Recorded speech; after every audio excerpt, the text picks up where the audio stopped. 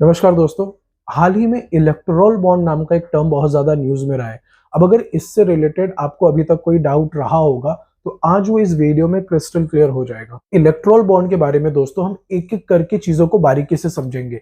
सबसे पहला तो ये कि इलेक्टोरल बॉन्ड होता क्या है, और उसके बाद ये समझेंगे कि इलेक्टोरल बॉन्ड भारत में किसने और कब रिलीज किया। दूसरा, हम ये समझने की कोशिश करेंगे कि भारत में इलेक्टोरल बॉन्ड रिलीज कौन कर सकता है, यानी कि इश्यू कौन कर सकता है, और इलेक्टोरल बॉन्ड को खरीद कौन सकता है। और तीसरा, आखिर में ये समझने की कोशिश करेंगे कि इलेक्टोरल बॉन्ड पर आखिर इतना विवाद क्यों है, रूलिंग पार्टी और विपक्ष पार्टी ने अपनी क्या क्या दलीलें पेश की हैं, और सुप्रीम कोर्ट के जजेस ने अभी रिसेंटली इस पर क्या जजमेंट सुनाया है। तो हेलो दोस्तों, मेरा नाम मंगेश जायसवाल है। अगर आप चैनल पर नए हैं, अगर चैनल को अभी तक सब्सक्राइब नहीं किया है तो प्लीज चैनल को सब्सक्राइब करिए ताकि ऐसे ही इंफॉर्मेटिव वीडियोस आप तक पहुंच सके। तो समझते हैं दोस्तों कि इलेक्टोरल बॉन्ड होता क्या है, और इसको समझने के लिए मैं आपको बहुत ही बेसिक एग्जांपल से समझाऊंगा। मान लीजिए कि आपके सोसाइटी में आप लोग मिलकर कोई उत्सव मनाना चाहते हैं, जैसे कि गणेश उत्सव। अब इस उत्सव को मनाने के लिए आपको भगवान गणेश की मूर्ति को लाना होगा, एक भव्य पंडाल बनाना होगा, बैंड बाजा का इंतजाम करना होगा, लाइटिंग्स पर खर्चा करना होगा, और विसर्जन के दिन आपको प्रसाद भी बांटना है। तो ये सारी चीजें कैसे मैनेज हो पाएंगी? ये तभी हो पाएगा ना जब आपके पास पैसा होगा। और पैसा आएगा कहां से? जब आप सोसाइटी के लोगों से चंदा मांगने जाओगे, ऐसे ही तो पैसा कलेक्ट होता है ना। तो उसी तरह से दोस्तों हमारे देश में जितनी भी पॉलिटिकल पार्टीज, राजनीतिक दल हैं, वो बड़ी बड़ी रैलियां करती हैं, अपना विज्ञापन छपवाती हैं, चुनाव में कैंडिडेट्स खड़ा करती हैं।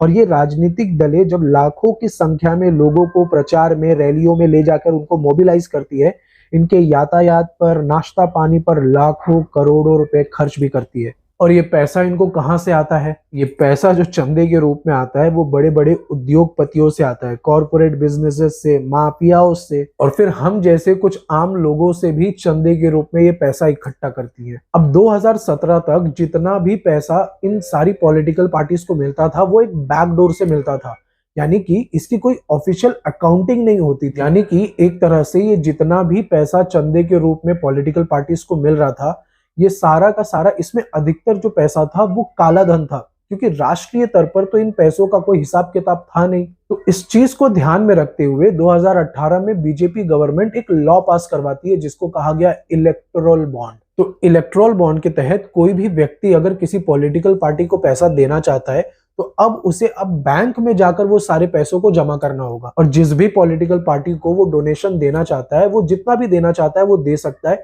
लेकिन एक लीगल सिस्टम के थ्रू, बैंकिंग सिस्टम के थ्रू ही वो पैसा दे सकता है। और क्योंकि बैंकों में तो ऑफिशियली अकाउंटिंग होती है, तो आपका जो पैन नंबर है, आपका केवाईसी, सब कुछ वहां पर रजिस्टर्ड है, तो इससे काले धन की जो हेरा फेरी होती है दोस्तों, उसको रोका जा सकता है। अब समझते हैं कि इलेक्टोरल बॉन्ड को कौन इश्यू कर सकता है, किस बैंक में मिलता है ये, और ये बॉन्ड एग्जैक्टली है क्या, इस पूरी प्रक्रिया को समझते हैं। अब मान लीजिए कि आप कोई उद्योगपति हैं या कोई सामान्य व्यक्ति है और आप किसी पॉलिटिकल पार्टी को डोनेशन देना चाहते हो, तो इसके लिए आपको सबसे पहले एसबीआई के 19 सिलेक्टेड ब्रांचेस में से किसी एक ब्रांच में जाना होगा। अब बैंक पहुंचने के बाद आप डायरेक्टली किसी पॉलिटिकल पार्टी को डोनेट नहीं कर सकते।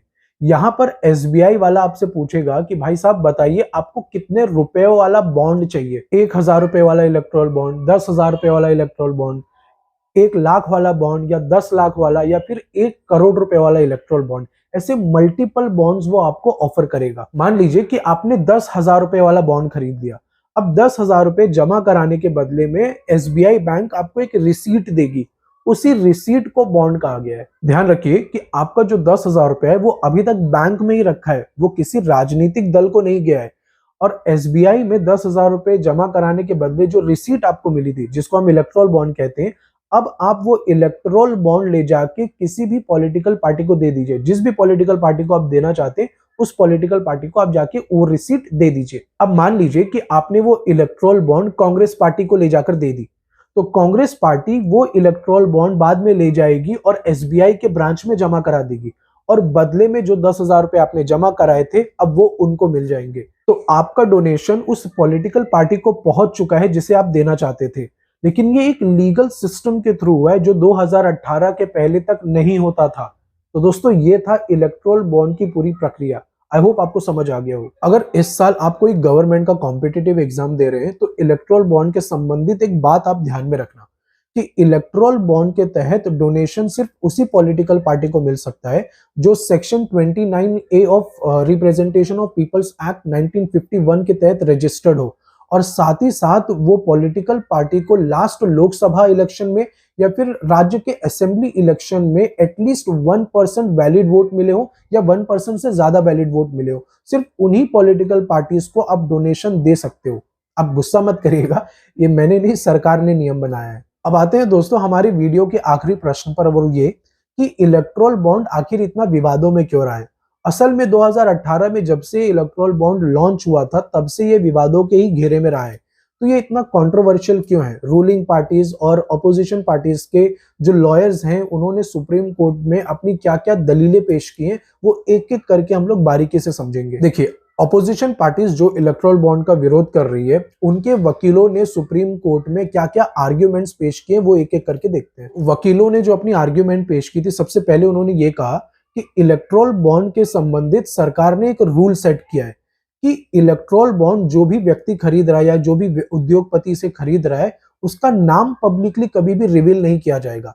यानी कि बॉन्ड किसने खरीदा, किसको डोनेट किया, क्यों उसने बॉन्ड खरीदा था, ये सारी चीजों को गुप्त रखा जाएगा। और इस पर अपोजिशन पार्टीज के जो वकील थे उन्होंने कहा कि क्योंकि अब ये जानकारी को गुप्त रखा जा रहा है, तो इससे तो हमारा जो राइट टू इंफॉर्मेशन यानी कि सूचना का अधिकार, जो हमारा कॉन्स्टिट्यूशनल राइट है, उसका उल्लंघन हो रहा है। दूसरी दलील जो वकीलों ने दी वो ये कि ये इलेक्टोरल बॉन्ड ज्यादातर जो सिटिंग गवर्नमेंट है, जो रूलिंग पार्टी है, उसी को फेवर करती है। यानी कि जो भी सत्ता में बैठा होगा सबसे ज्यादा चंदा भी उसी को मिलेगा इलेक्टोरल बॉन्ड के तहत।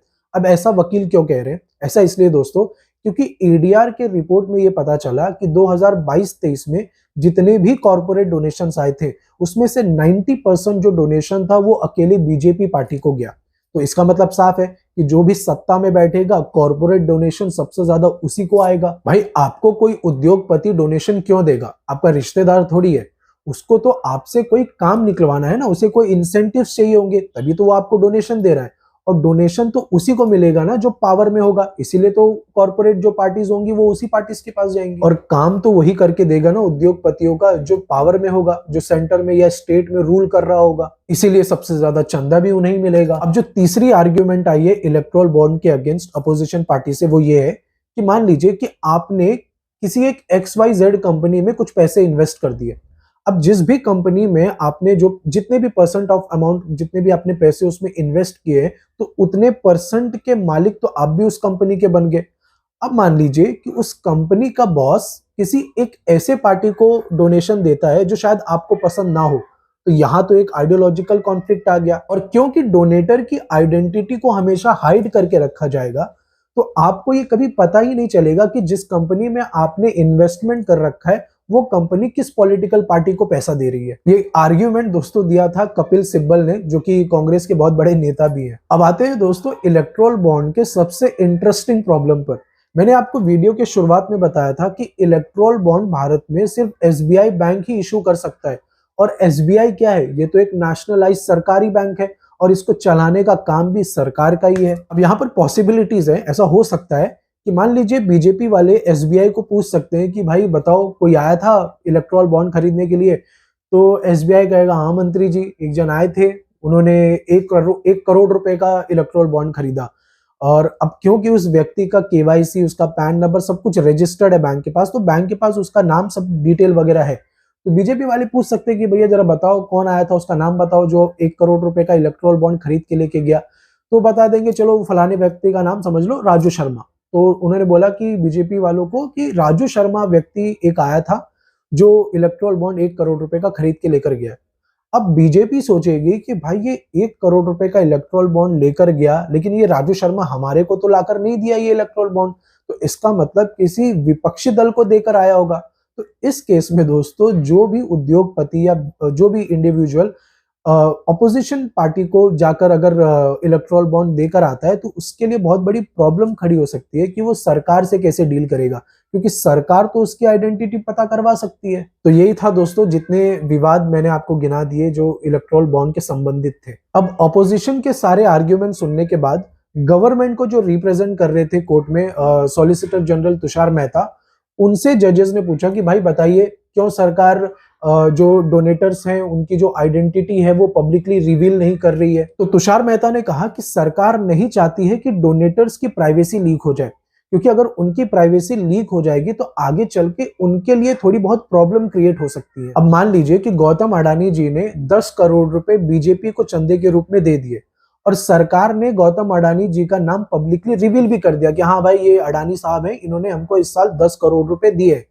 और मान लो कि 24 के इलेक्शन में बीजेपी हार जाती है, कांग्रेस पावर में आ जाती है और अडानी जी को अपना कोई प्रोजेक्ट पास करवाना हो और वो प्रोजेक्ट पास करने के लिए वो कांग्रेस के पास जाती है, तो कांग्रेस तो उनको बोलेगा ना, भाई साहब तुम तो देकर आए थे पिछले बार डोनेशन बीजेपी को, हम तुम्हारा प्रोजेक्ट क्यों पास करें। तो तुषार मेहता कहते हैं इसलिए इन सबकी प्राइवेसी को प्रोटेक्ट करना जरूरी है। अपोजिशन कह रही है कि अगर आप लोग पब्लिकली नाम रिवील नहीं करोगे, सरकार अगर उनका नाम रिवील नहीं करेगी, डोनेटर्स की आइडेंटिटी को नहीं बताएगी, तो इससे राइट टू इंफॉर्मेशन का यानी कि सूचना के अधिकार का उल्लंघन हो रहा है। तो सरकार कह रही है कि अगर नाम बता दिया तो भैया राइट टू प्राइवेसी का उल्लंघन होगा। तो इस right to information versus right to privacy के लड़ाई में 5 जजों की सुप्रीम कोर्ट की बेंच ने राइट टू इंफॉर्मेशन के आर्ग्यूमेंट को सपोर्ट किया और इलेक्टोरल बॉन्ड को अनकॉन्स्टिट्यूशनल यानी कि असंवैधानिक डिक्लेयर कर दिया। और साथ ही साथ सुप्रीम कोर्ट ने एसबीआई को ये निर्देश भी जारी कर दिए हैं कि अप्रैल 2019 से लेकर अब तक जितने भी लोगों ने, जितने भी डोनेटर्स ने पॉलिटिकल पार्टीज को डोनेशन दिए हैं, उन सभी की आइडेंटिटी को, उन सभी से रिलेटेड जो भी डिटेल्स हैं, वो सब कुछ SBI election commission of India के पास आने वाले 6 मार्च तक जमा करा दे।